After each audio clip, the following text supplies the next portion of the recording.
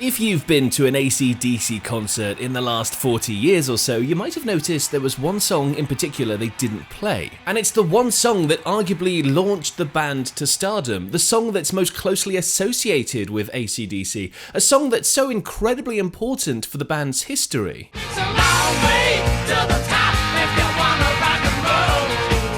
So why leave the song out of the setlist for 40 plus years? It's all out of respect for their former singer, Bon Scott, but it could also be due to some other interesting reasons too. We'll get onto that later in the video. Now, the story behind this song is a fascinating one. Like I said, it launched AC/DC's career. It became an anthem for budding rock and roll stars everywhere. And of course, it featured a really rare instrument for a rock song. So let's go through the full story. And if you love delving into music history like I do, make sure to subscribe and join our pack. If you're not a diehard fan of AC/DC, you might not have known that Bon Scott wasn't actually the band's first vocalist when they formed in 1973. Their very first vocalist was an Australian singer named Dave Evans. Bon Scott, singer and songwriter, would become lead vocalist after Dave drifted in other directions. And as far as I know, Dave Evans is still alive and well, and singing to this day. So, by the time of recording their second album, Angus and Malcolm Young, who formed the heart of the band, together with Bon Scott's incredible gritty voice and the thunderous rhythm section of Mark Evans and Phil Rudd,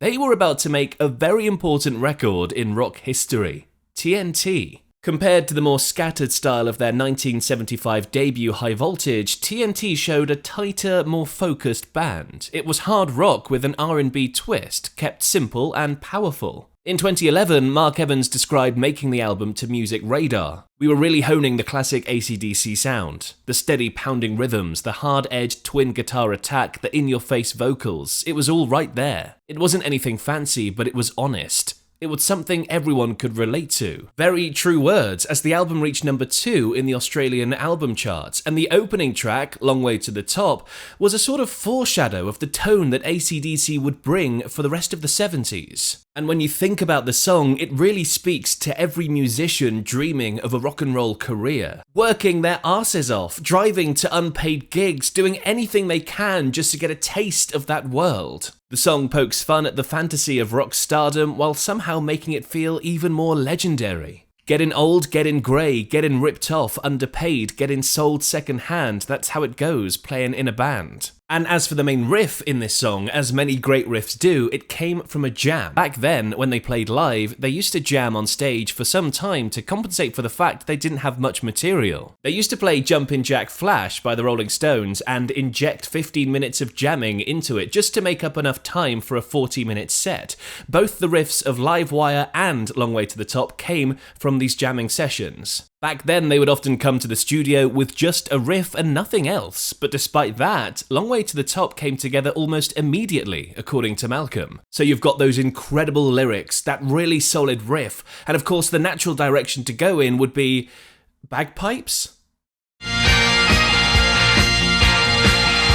It might seem like an odd addition to the song, but it can be argued that the bagpipes actually form one of the album's key hooks. And credit for the bagpipe idea goes to George Young, older brother of Malcolm and Angus, and producer on the record, alongside Harry Vanda. He was also used to the rock star lifestyle himself from his time in the Easy Beats. Now, George had discovered that Bon Scott used to be in a pipe band as a kid, and that sparked an idea for George. He asked Bon if he would like to lay down some bagpipes for the opening track of the album. Bon Scott said, yeah, sure, why not? Went down to the nearest music shop and spent $500 of AC/DC money on a set of bagpipes. What George didn't know at the time, though, was that Bon was the drummer in that band. He had no idea how to play the bagpipes. But Bon Scott, being the versatile, determined man that he was, learnt to play them specifically for this song, and ended up producing one of the most interesting textural choices in a rock song to date. And, I mean, it certainly turned out to be a good choice, didn't it? The drone from that bagpipe works so well, they sound phenomenal on that track.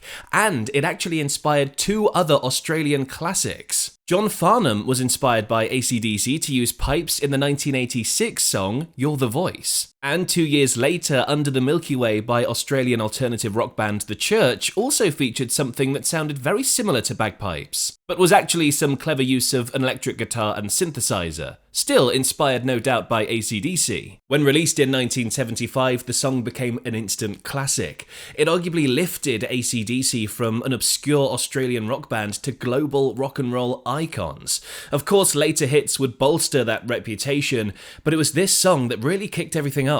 So, why don't they play it live anymore? Now, this is where it gets interesting. There are a few avenues to go down to answer this question, but we'll start with Brian Johnson's reasoning.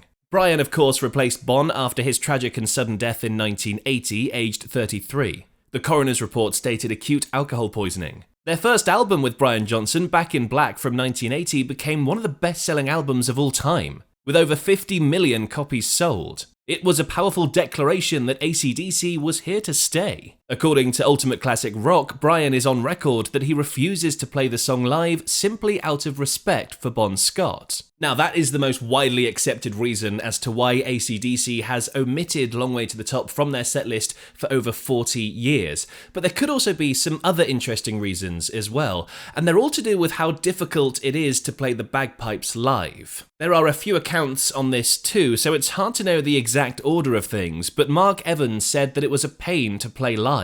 According to him, they used a cassette tape recording of the bagpipes rather than Bon playing them live, which I can totally understand. The bagpipes are such a demanding instrument. If Bon were to play them live, he'd have no air left for the rest of the show.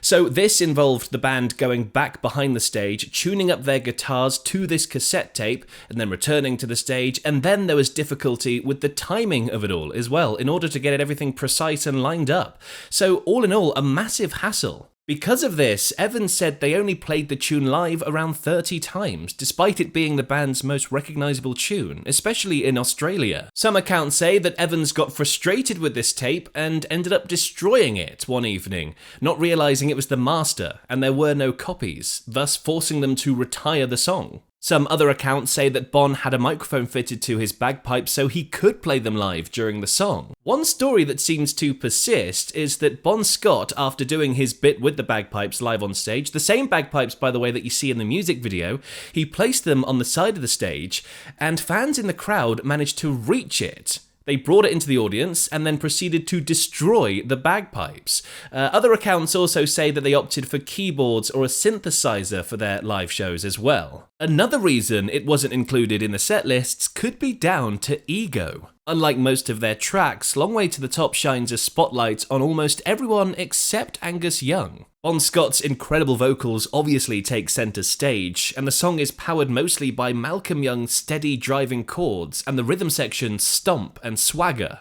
As for the lead guitar, it's certainly there, but it's only with some subtle licks. There's no wild solos or iconic in-your-face riffs. It's a very rare case where Angus steps back and Bon takes the lead. Maybe Angus doesn't like playing it simply out of boredom. Or maybe Brian Johnson simply didn't feel up to replicating Bon's voice on the track. It's a big ask. So it's hard to pinpoint exactly why AC/DC retired this song from their setlist. More often than not, it's a culmination of a bunch of different reasons. But in this day and age, I think Brian Johnson's reason for them retiring the song makes most sense. Because think about it, there are so many technological innovations in the last 40 years that would allow them to play the bagpipes live on stage, but they choose not to. It would also be incredibly easy to hire a session musician to play the bagpipes during that song, but again, they choose not to. The point is, there are lots of ways that the band could plausibly play the song live, but they choose not to, which for me points to them not doing it out of respect for Bon. And it's probably a good thing they chose to drop the song as well, because chances are they would become sick of it. That's exactly what happened to Ace of Spades and Motorhead. You can click the video over there next to find out all about that song. It's a fascinating story.